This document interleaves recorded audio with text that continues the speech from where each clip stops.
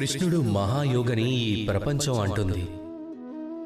కొందరంటారు కృష్ణుడు సాంఖ్యయోగానికి ప్రవర్తకుడు అని, కొందరంటారు భక్తి యోగానికి, కొందరంటారు జ్ఞానయోగానికి, కొందరు నమ్మేది ఏమిటంటే అష్టాంగ యోగానికి నేనే స్వామిని అని.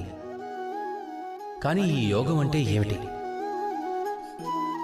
యోగాన్ని అర్థం చేసుకోవడం అంత కష్టమేమీ కాదు. కానీ ఈ యోగాన్ని ఆచరణలో పెట్టడం ఎంతో కష్టమైనది. దానికి అభ్యాసం ఎంతో అవసరం. యోగం అనే శబ్దానికి అర్థం ఏమిటంటే కలపడం. అది నేను చిన్నతనంలోనే నేర్చుకున్నాను. నేను వెన్న తింటున్నప్పుడు అప్పుడు అమ్మ ఆ వెన్నకుండను ఉట్టిలో కట్టి పైన పెట్టేది. అప్పుడు మేము అక్కడి వరకు ఎలా చేరుకోవాలనుకునేవాళ్ళం. అప్పుడే మాకు యోగం గురించి తెలిసింది. అలా మాకు తెలిసింది వీటిల్లో ముఖ్యమైన యోగం ఏమిటో అన్నది. సహయోగం, కలిసి ఉండడం.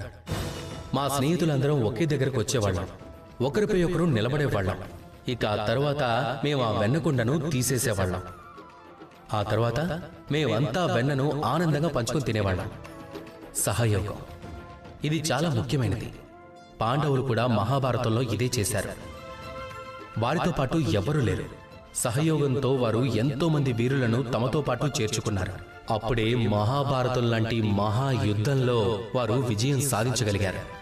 రామాయణంలో శ్రీరాముడు అలాగే లక్ష్మణుడితో పాటు ఎవరూ లేరు. సహయోగంతో వారు బల్లూకాలను అలాగే వానరులను తమతో కలుపుకున్నారు. ఆ తర్వాత ఈ ప్రపంచంలోనే ఎంతో బలమైన రాక్షసుడు రావణుణ్ణి అంతం చేశారు.